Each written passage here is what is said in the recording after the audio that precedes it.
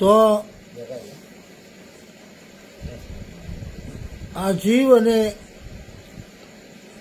શિવની ગતિનો આપણે સત્સંગ કરીએ છીએ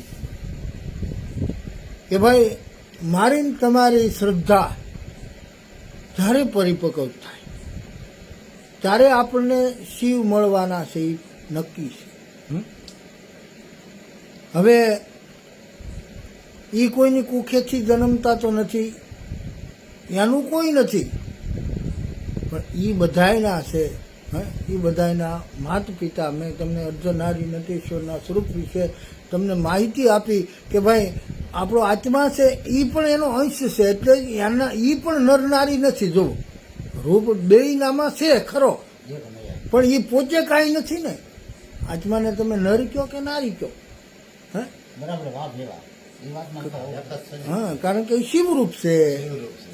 સમજાણું? એટલે તો આપણે એને શિવરૂપ કહીએ ને.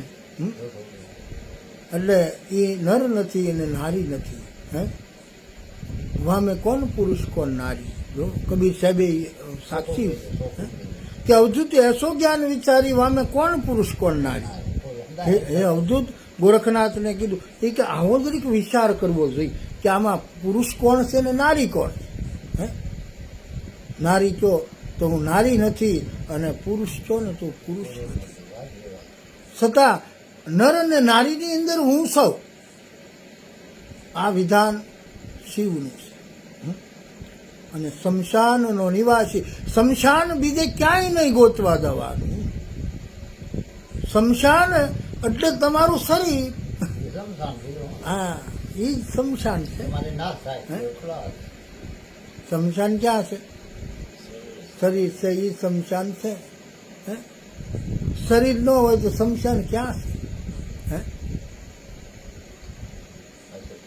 એટલે આપણને અંતે આપણને ક્યાં ઈશારો આપ્યો? ક્યાં હું સૌ. તો એમ કીધું કે હું તો કલ્પંથી પ્રવાસી. કીધું ને? જો હું તો કલ્પંથી પ્રવાસી, સતા આત્મા કેમ રે ઉદાસી. જો આ હું એકલપંથી પ્રવાસી છું, પણ છતાં આત્મા કેમ ઉદાસી છે? આ કોણ બોલે છે? હાલ,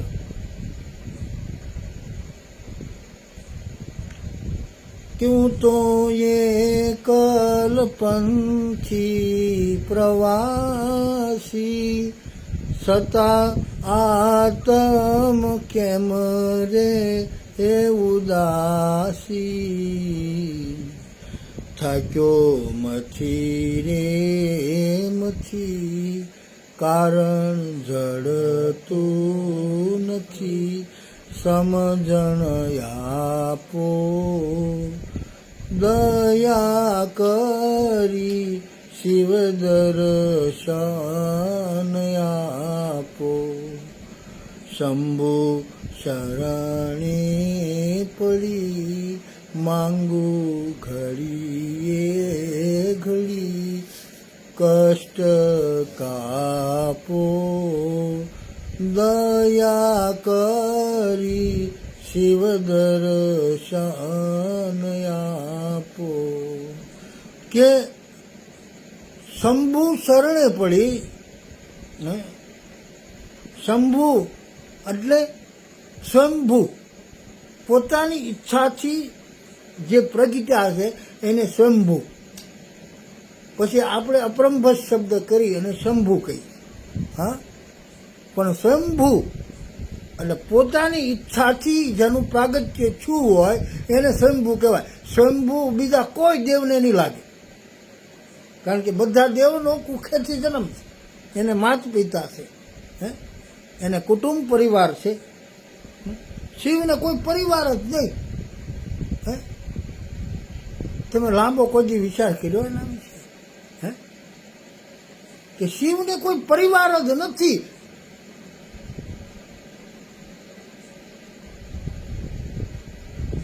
જેને મા બાપ જ નથી, તો મા બાપ વગરનું એને શરીર ના હોય. હે, આ રદ બિરદમાંથી જ આ દેહ બનેલો હોય ને, તો શિવને એવો દેહ નથી આ સાંભળાનો કાઢી કાઢો. હે, આ બહુ સમજવા જેવી વાત છે. હા, ઈ બધાનો છે, મેં ન કીધું, પણ એનું કોઈ નહીં. જો એનું હોત તો આપણે હારે ન જાય કે હાલો દાદાને જરીક સ્વર્ગ સુધી મૂકી આવી. હે, એનું કોઈ નથી.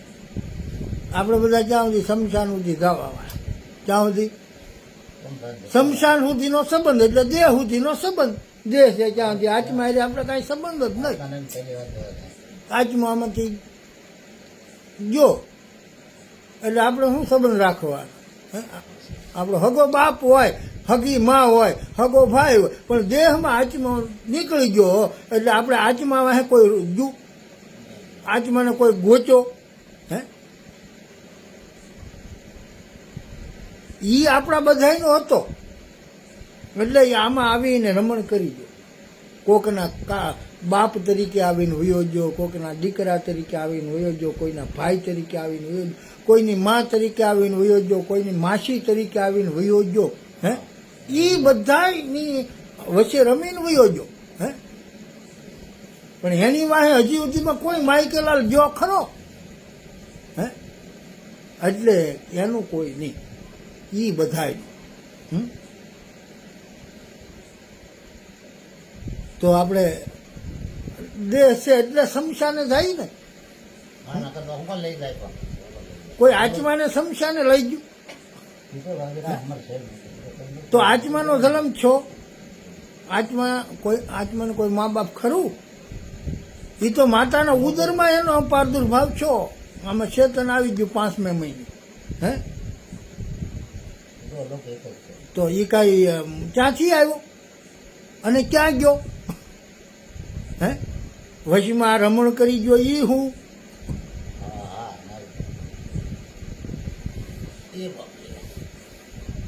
ક્યાંથી આવ્યો?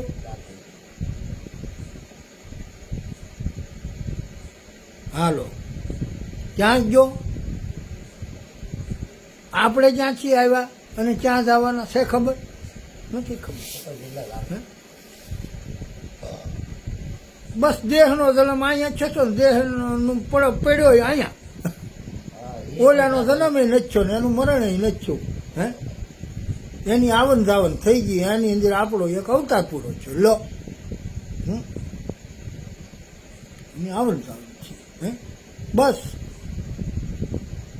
ઈ આવે તો સુખ જેવું થાય અને જાય તો દુઃખ જેવું થાય. પણ કોઈ એને તમે પૂછ્યું નથી. હે, અંતરાત્માને તમે કોઈ પૂછ્યું નથી કે તું સાક્ષી છો.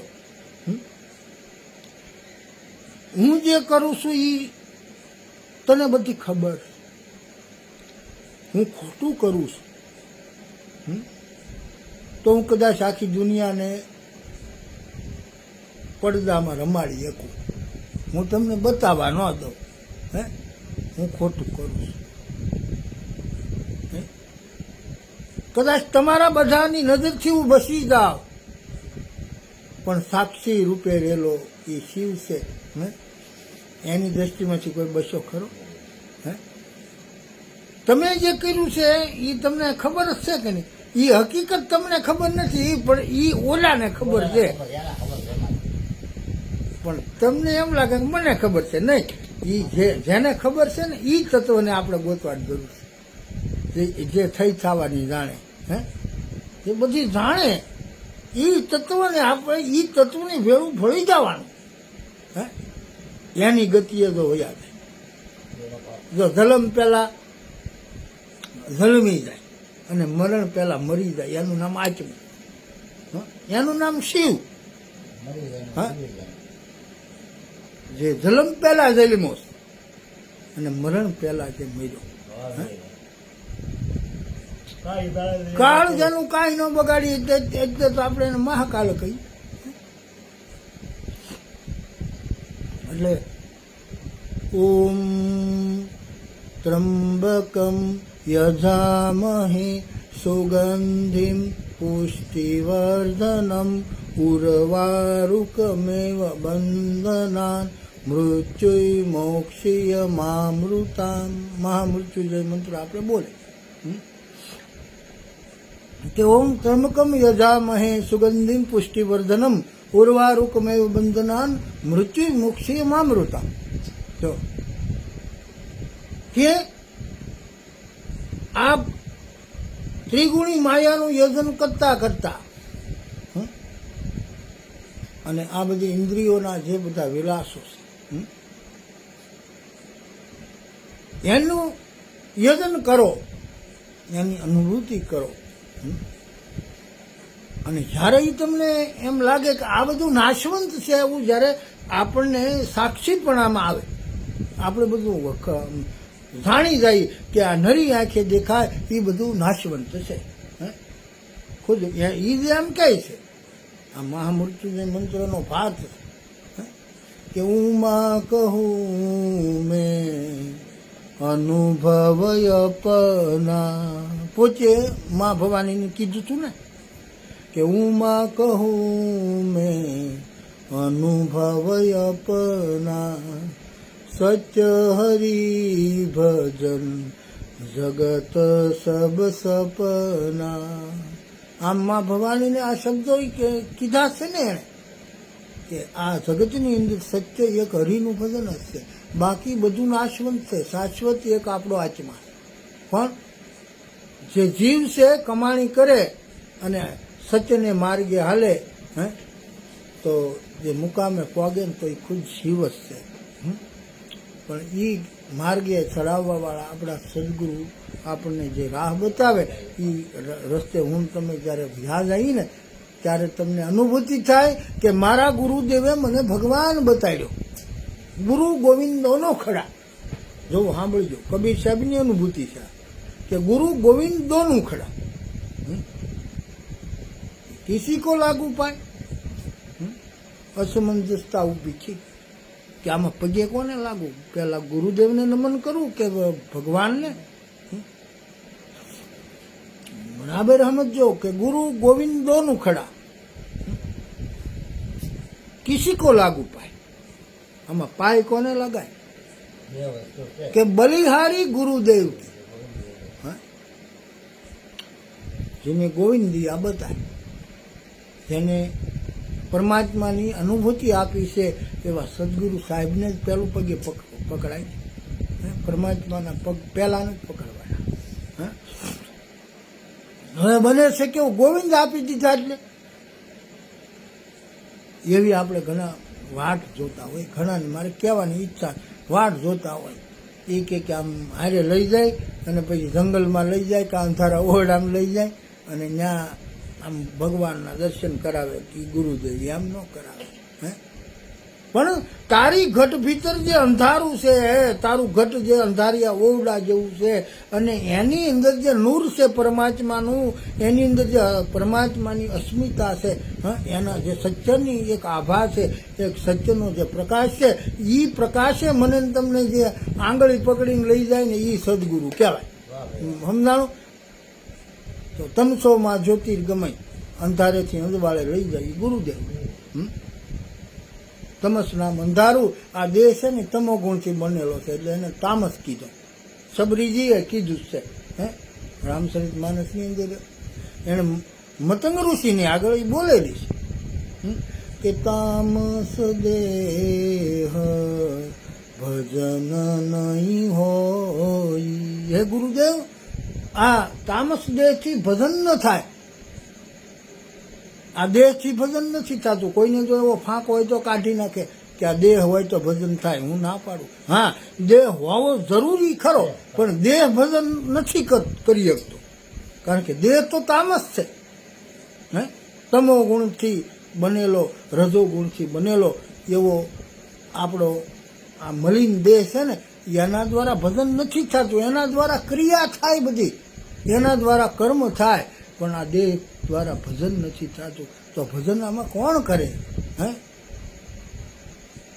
ભજન કરે એમ કોને કહેવું? તો તનકો જોગી સબ કરે કબીર સાહેબ એવું નથી કીધું કે મન કો કરે નહીં કોઈ. ગોરખનાથે કીધું હે કે કપડા ભીરંગ્યા મેને અંસલા ભીરંગ્યા હોજી, અંસલા ભીરંગ્યા હોજી.